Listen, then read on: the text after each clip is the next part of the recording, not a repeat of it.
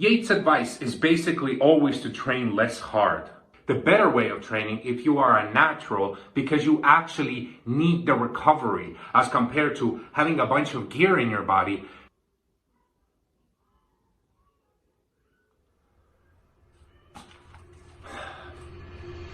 Really?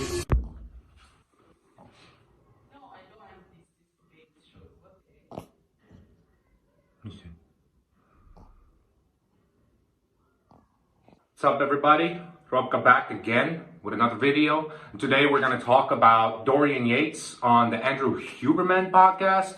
And they talked about Mike Mentzer and his form of training, which is also the type of training that Dorian Yates used during his Olympia reign. Now, if you don't know who Dorian Yates is, Dorian Yates was a 6-time Mr. Olympia, and he reigned, I believe, in the 90s. I don't know exactly what years, but he was a 6-time consecutive Mr. Olympia. So really, really smart guy when it comes to bodybuilding, knows what he's talking about. But he's, of course, long time retired now. And Andrew Hubermann, podcast guy, science guy. Don't know that much about him, but I've been seeing a lot of clips from Andrew Hubermann recently on all over social media, and I think More Plates, More Dates also did something with Andrew Hubermann. But anyways, without further ado, let's get right into the video. Mike Mentzer told me to train each body part once per week. Yeah. At first I thought he was crazy.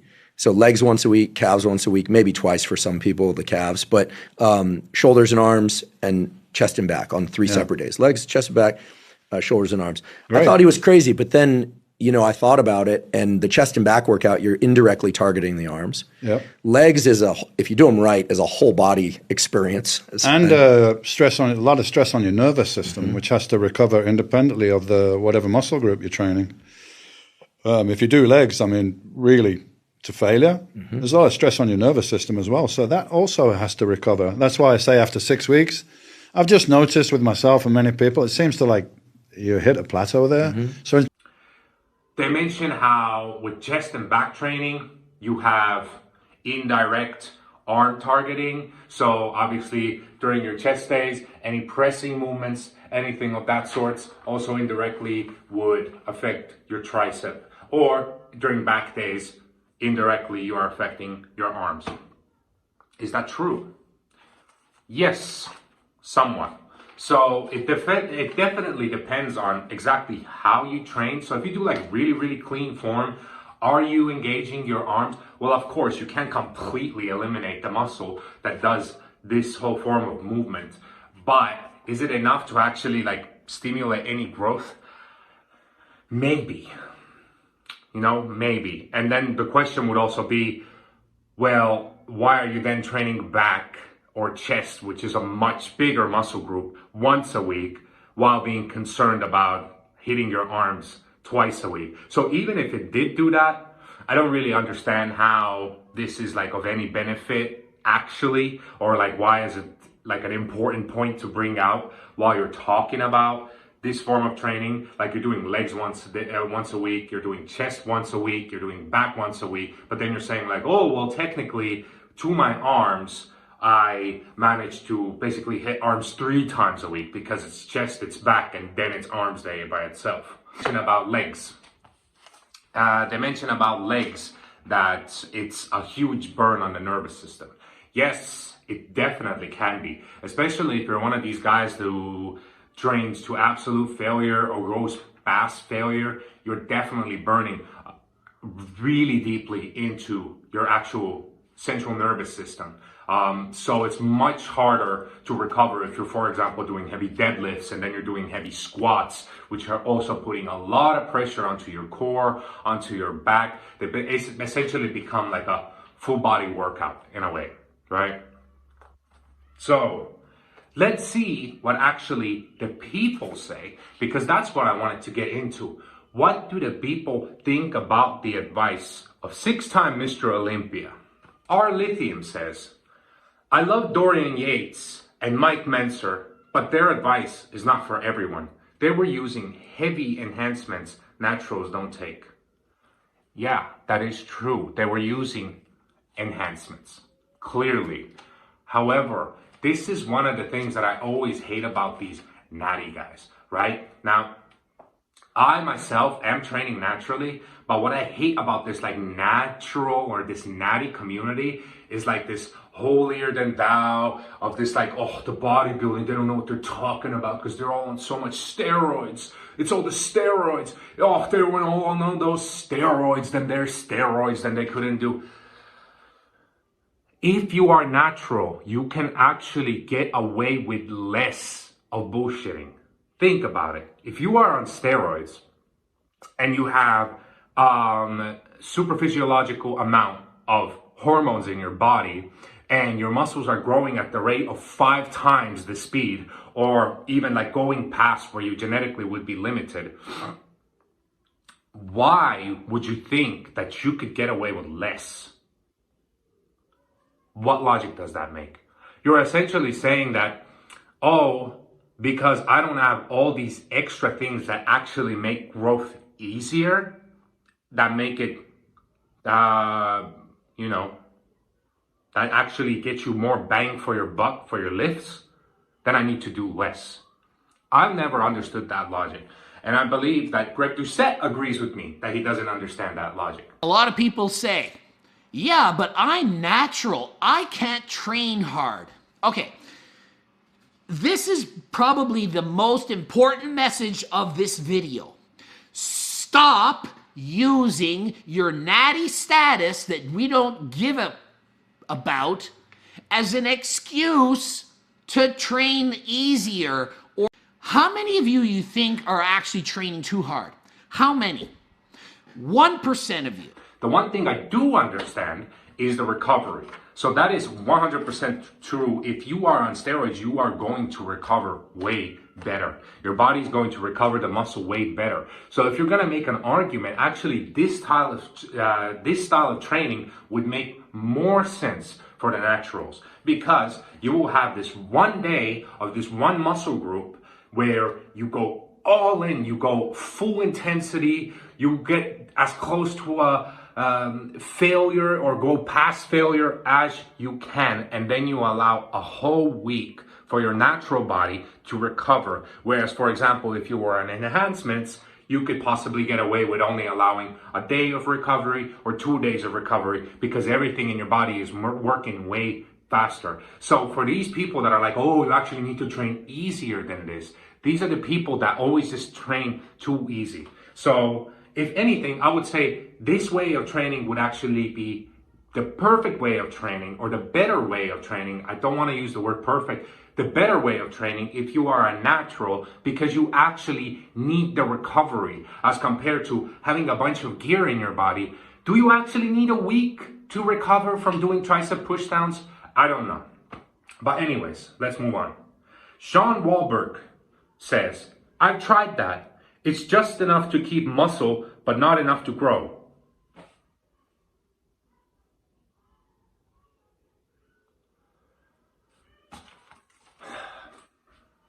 Really?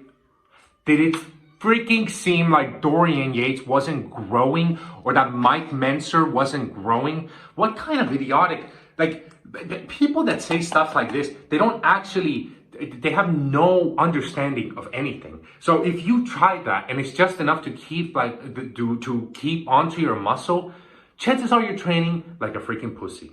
Okay? Chances are you have a bunch of reps in reserve, and then you go and sit on your ass on that muscle for the rest of the week, and you're like, wow, I can't maintain any of this muscle. Well, yeah, before you were training it 3 times a week, but like a pussy, and now you're training it 1 time a week like a pussy. You're literally doing 1/3 of the volume, which is literally the volume that you would need to keep muscle rather than grow it. Like, do people not think before they comment certain things? Like, what do you think? Dorian Yates was doing your style of working out until he was Mr. Olympia and then started doing this to keep muscle? Come on, give me a break. Cosmo Alice says, Yates' advice is basically always to train less hard. Cry laughing emoji.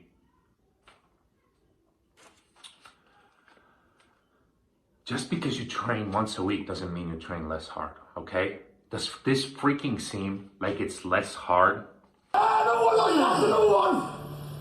Drive it out. Come on, squeeze it there. Negative now, come on. Keep. Hold it there. Let's do another one. Hold it. Like, I don't think Dorian Yates is exactly the guy that trained less hard, okay?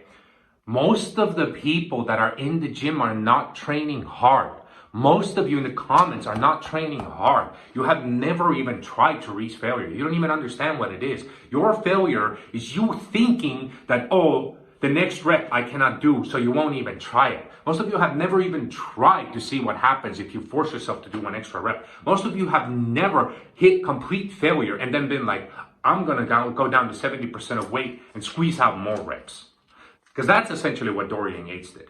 To the point where his muscles literally couldn't contract anymore, and he'd have his spotter pull down the weight, for example, on back, just so he could get the freaking negative in. Dorian Yates is not telling you to train less hard. I don't understand how people, they will hear something and just completely derive something completely different that was never said or never even claimed and just go with that, okay? Anyways. D. Ben Shepherd says, problem is, most people don't train with optimal intensity. They hit about an RPE of 4 to 6 on 10 on average. This is irrelevant to them. And with this one, I pretty much gotta agree. And that's what the title came from. I know, I've been doing my YouTube homework, okay? It's the clickbait. I don't actually think Dorian Yates gives bad advice. However, yes, for a lot of people, if they just see that, like if they just hear, oh, train one body part once a week, they might not actually get out what Dorian Yates, for example, would be getting out of it, or what Mike Mentzer got out of it, because they are nowhere close to failure, let alone past failure, which is what Dorian Yates did. And which is why also, if you are natural, yes, I could absolutely see why you would need that much time to for recovery if your body, for example, doesn't recover that well. We are all different. Not all of us need a week of recovery, okay? I personally can train at least a few sets of each body part because I pretty much go by push-pull legs. It varies. My workouts aren't set to stone, but I try to hit everything twice a week, right? And I go to failure on every muscle group in every workout. So it completely depends. But this is pretty much true. Most people do not understand what actual hard training is, what hitting failure is, what going past failure is. So if they hear this and they will start essentially incorporating that into their training while they already train only half-assed, and then they only cut down to one workout, now they're getting 25% on the load, roughly. This is really good math. You need to trust me on this. So I gotta agree with Mr. Ben Shepherd over here. Good comment. GT John, I assume that's the name. If you're only training each body part once a week, then you'll need to go past failure like Yates did. If you're going to failure or reps in reserve, then you'll need to train twice a week. Pretty much agree. You know, like I said, it varies. Some people can go to failure in every workout and can still keep training twice a week, for example. But ultimately, yes, if you are, the part that I definitely agree with is if you're going to train like Mike Mentzer or Dorian Yates, which is like once a week, really intensity with low volume, right? I believe it was, Mike Mentzer, I believe, was literally a one set guy. So he would do one working set for one muscle and boom, he would be done. That's what he claimed. Is that the perfect way of training? I mean, let's just think about it like this. How many pros, for example, in the Olympia train like that nowadays? Like most of them don't. Most of it train more like at least twice a week, some even 3 times a week for a muscle group, right? And of course, I get it. Yes, they're all on enhancements. They're all on steroids. I understand that part. But I am saying that most people don't train like this. And the reality is you can train different ways and get the same results. This idea, that one of the worst things with this is that everyone thinks there's like that one way of training. Our bodies are different. We recover differently. Some of us grow better on low volume. Hell, even ask the guys that are like on enhancements. They will even say some of us grow better on low doses of enhancements. Some of us grow better on high doses of enhancements. It completely depends. you cannot take like a one solution for everybody ever. So it definitely can be the way to do it. If you're going to train like Dorian Yates and you're going to go really, really hard every time, you can probably pretty well get away with doing each body part once a week and still grow. 100% you can. But again, it all depends. So I actually wanted at this point to talk about, because there was the talk of how many people actually understand what training to failure is, or if you want to train like this, then you need to train like Dorian Yates did with the same intensity. So how do you know that you're actually training with good intensity? One of the best ways is the same way that you do everything else in life. How do you know that you're thirsty? How do you know that you're sleepy? How do you know that you're hungry? Do you need to go on Instagram and have Dorian Yates tell you, oh, this is when you know you need to drink a glass of water? Why is some of this training stuff so overcomplicated? I actually don't understand. Why do you need to overcomplicate all this stuff? You know that you are overtraining when you actually, for example, you actually aren't getting stronger week after week after week. There's no improvement. Or even worse, you're actually going down in strength when your intention is to keep going up. Okay? That means your body is actually not recovering. If you go and train and your muscles are still sore, that body part that you're going to train is still sore, you're not recovered yet. However, if, for example, it's been 2 days since you trained back and you don't have soreness, and you go to the gym and you can do the workout that you usually do, maybe you can do it even better. Maybe you get a few more reps in. Maybe you add a half a pound or a pound. You're probably good. You don't need to overthink. You don't need to have someone tell you, oh, now you need to go on a deload week and then you need to do this. It's all nonsense. I truly believe a lot of the stuff is to just sell more plans, make it more confusing to you, make you think that training is like super, super hard. It's really just picking things up and putting them down, okay? I know a lot of bodybuilders like to also like overcomplicate things because, you know, it makes it seem cooler and I'm like kind of like a scientist, and I know this is not science stuff, okay? I don't even know.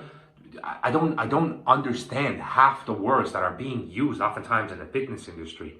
It's completely overcomplicated. The most successful pros in bodybuilding, they don't overcomplicate it like that. Why do you think Mike Mentzer was so popular? Because he was telling you simply, I do it like this and I do it because of this. It wasn't and then on the third week, you need to take a deload and then you need to eat heightened carbs and less fats. Listen to your body. Your body will tell you when it's tired. Also, reps in reserve, forget all about that shit, okay? What I want you to do is every time you think you're at failure, tell yourself, if I do one more rep, I'm going to get $1,000. Now, I know it's hard. No one's actually sending you $1,000, so just try it. Just try, okay? If you can do it, you're not at failure yet. It's as simple as that. And what is past failure? How do you know you're going past failure? Well, it's when you cannot do that rep. And for example, someone comes and helps you squeeze out a few more reps. Like say you're on bench press and your spotter helps you eke out a few of those reps. If you do that, you are training really, really hard, okay? You are the top 1% of people in the gym. So you are training really hard. If you are doing that, you don't need to ask yourself, am I training hard enough? Going past that, that's actually where you can get into like overtraining, where you're putting so much load on your muscle so constantly that you might need to recover. But then again, listen to your body. It will tell you when it needs to recover.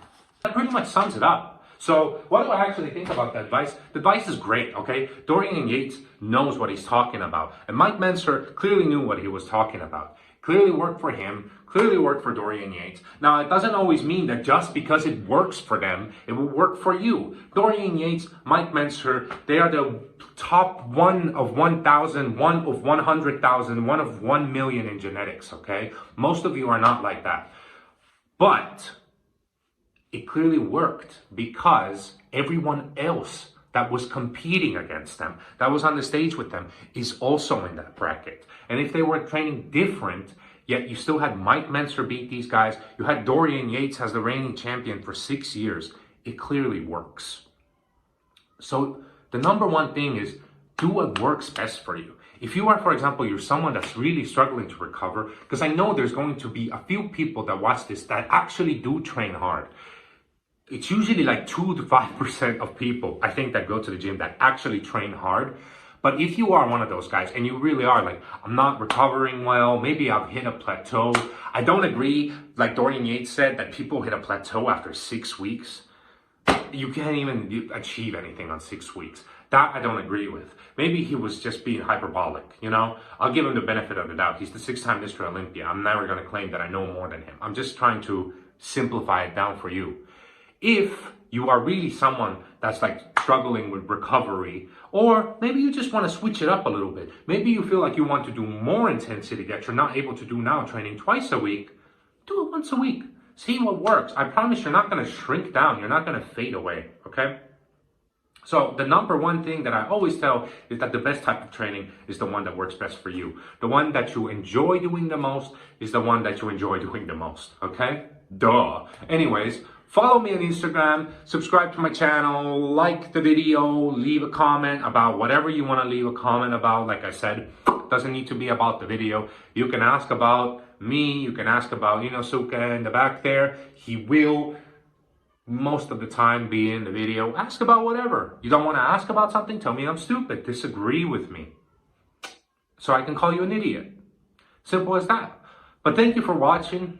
We're going to post more of these. Like I said, you can always give me also feedback. What do you prefer? Do you prefer the ones that I just chat through the whole video? Or do you want me reacting to something? Because maybe it's more fun that in between you can see a handsome Dorian Yates or Andrew Hubermann, right? Maybe it makes the video a bit more watchable. And with that all being said, again, thank you for watching, and I will see you again next time.